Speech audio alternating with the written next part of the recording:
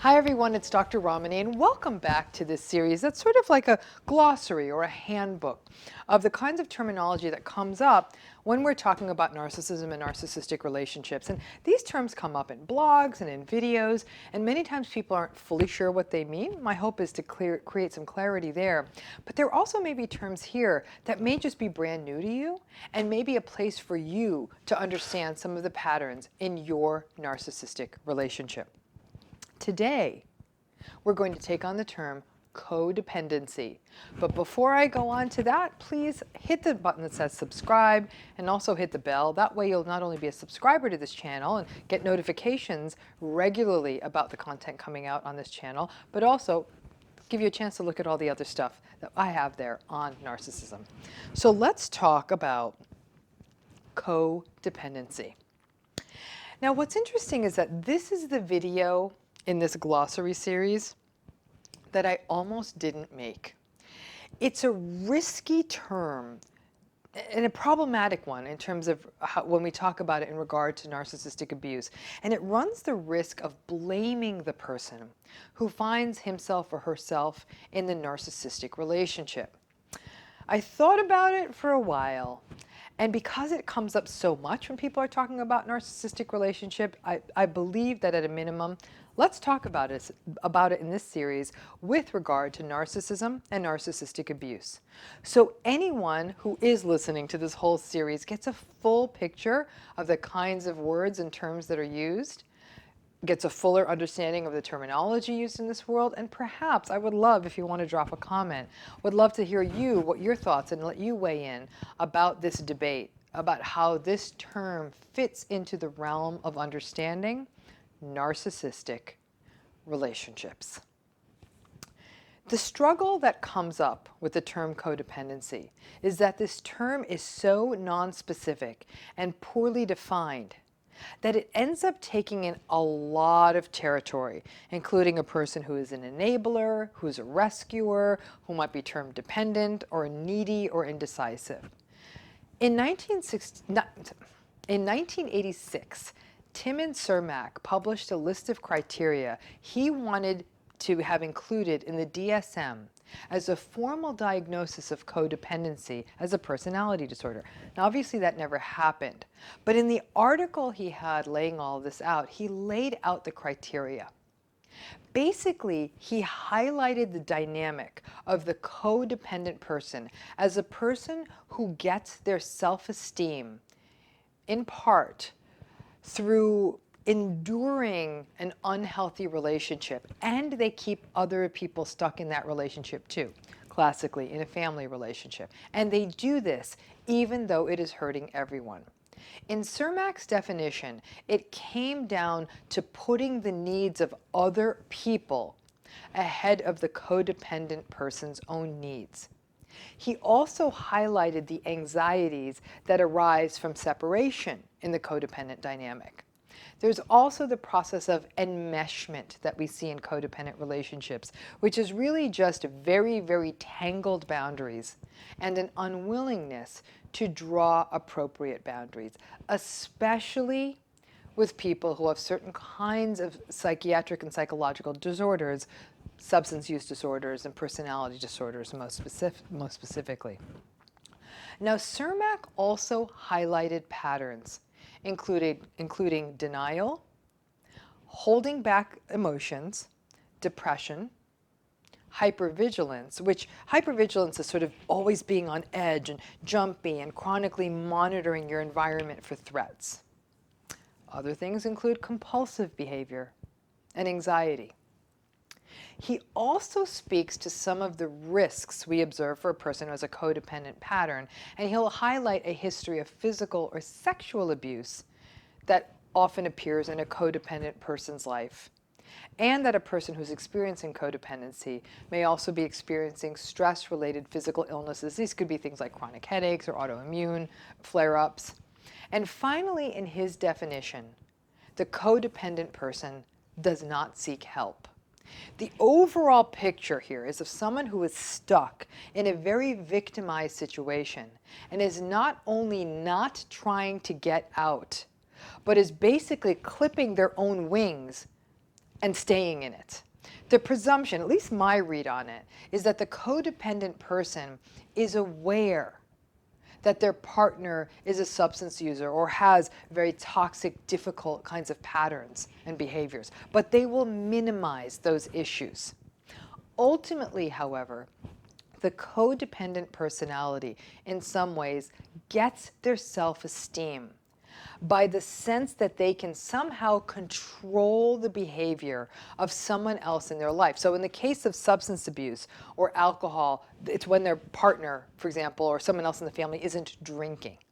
So their self-esteem gets completely linked to someone else's behavior. And that, in fact, is something they can't control. So it's a very risky place to get your self-esteem from. Now, there are some people who believe that narcissistic relationships largely remain in place because the partners, the person experiencing narcissistic abuse, are codependent enablers who participate in the toxic spiral because the narcissist feeds their vulnerabilities, while the codependent partner keeps providing narcissistic supply. Now, it's a little bit risky to view it through this lens because personally, I think it misses some key issues. Now, well before Dr. Cermak put his definition out there, codependency was a term that originated in the clinical literature that focused on addiction. And a lot of its earlier origins come out of the language of 12-step programs, such as Alcoholics Anonymous. It was believed that the family members of an addict, of a substance abuser, could actually make things worse by over-helping the addict or over-giving to them. In essence, enabling the addict's substance abuse by not drawing the painful boundaries. This whole terminology of codependency describes a family system that's often characterized by patterns such as denial, lack of communication, and again, going back to Cermak's definition, a restricted expression of emotions. So overall, when we look at the range of definitions on codependency, codependent individuals are often observed to deny their own healthy needs, and they attempt to save or rescue the problem person in the family system, for example, the alcoholic, whether by denying the problem or by repeatedly rescuing them with caregiving or money or other resources. Now, definitions of codependency have since broadened beyond addiction to take in other kinds of problematic, difficult relationships, including just generally difficult family dynamics that center around abuse, as well as relationships associated with other mental illnesses and personality dynamics.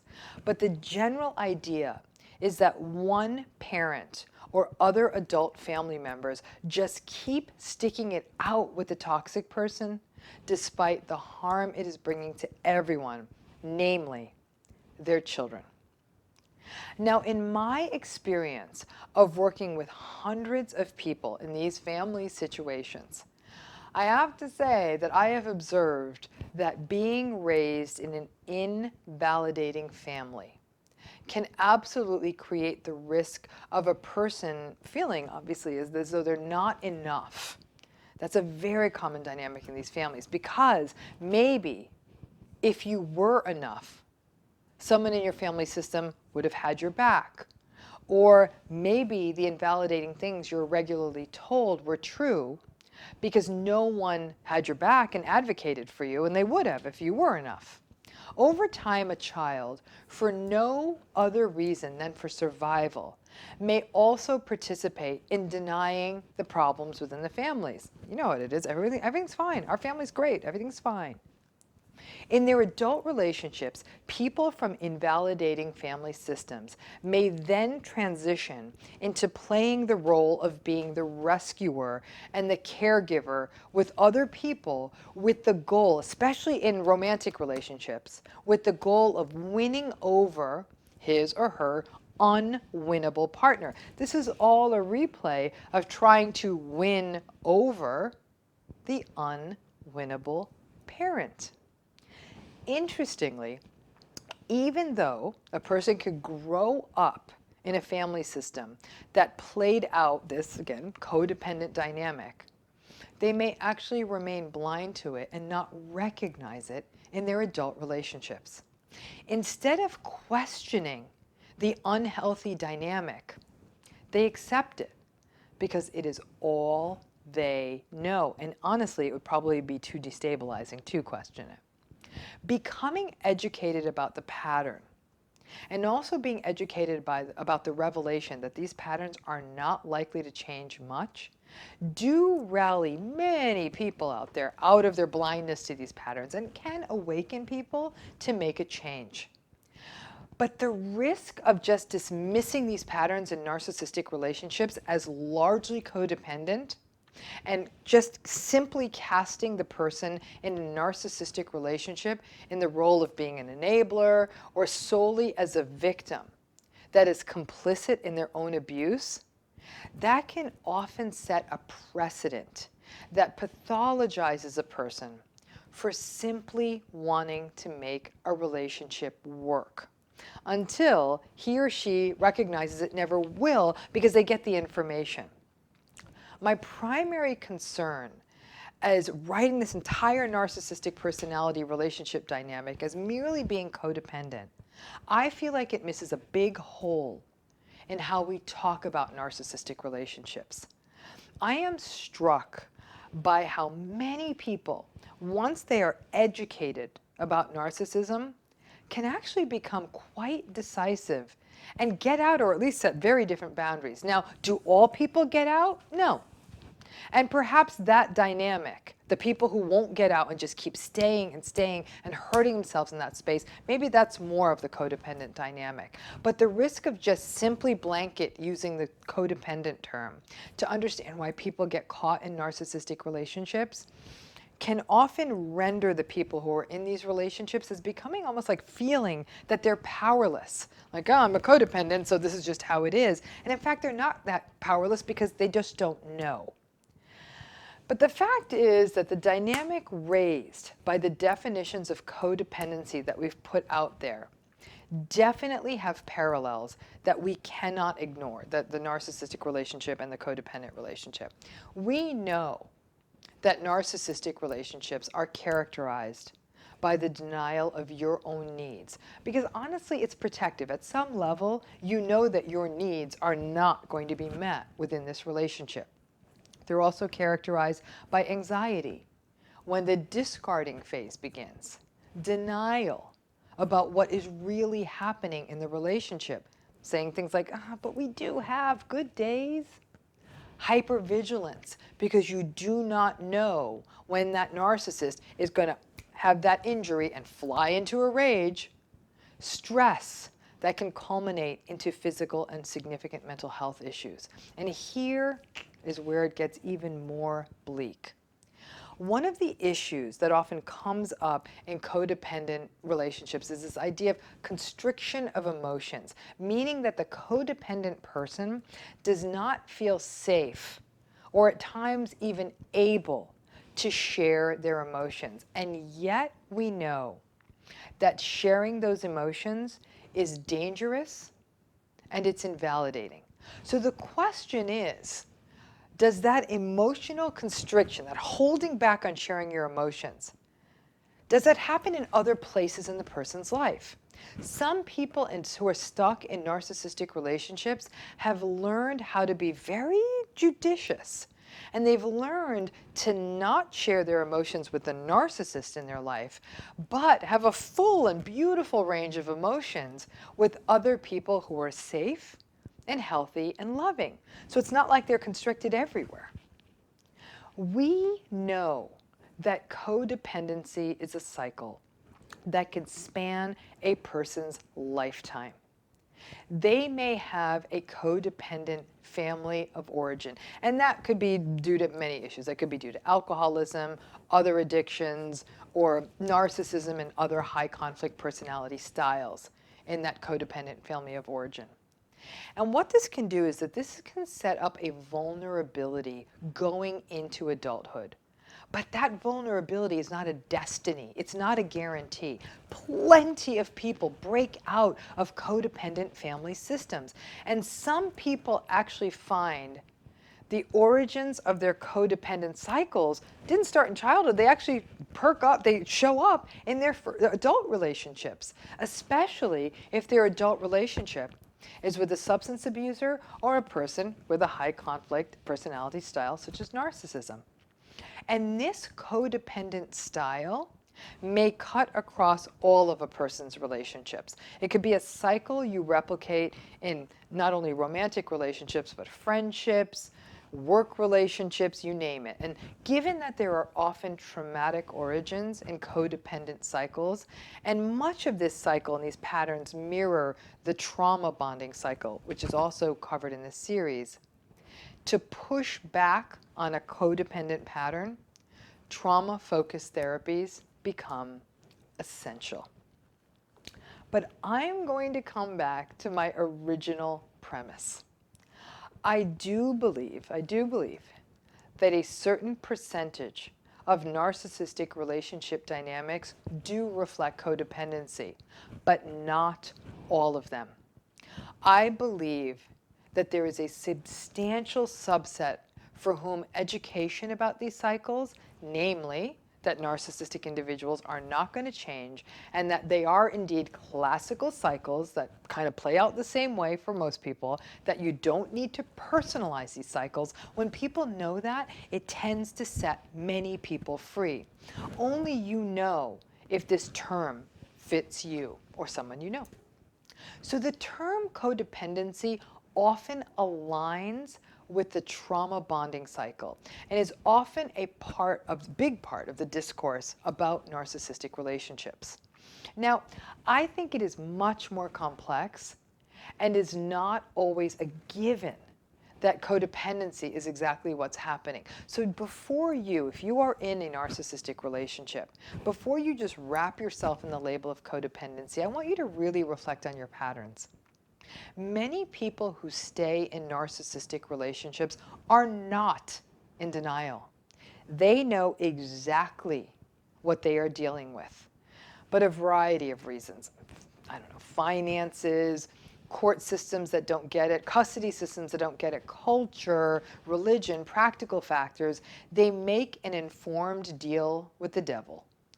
And they try to escape as soon as any of the strictures get released. For example, the day all of their children are over the age of 18 or they're able to get secure employment, they get out. But again, each story is very different. But if indeed you have turned your narcissistic relationship into a full-time job, that you're in denial about the damage that this relationship is incurring to you and others, if you're managing false hopes and narratives, and especially if all of this is occurring against the backdrop of your own early life trauma, that you know that that's part of your story, please, please consider therapy as a place to do that deep dive and explore these patterns. Narcissists persist because the world enables them.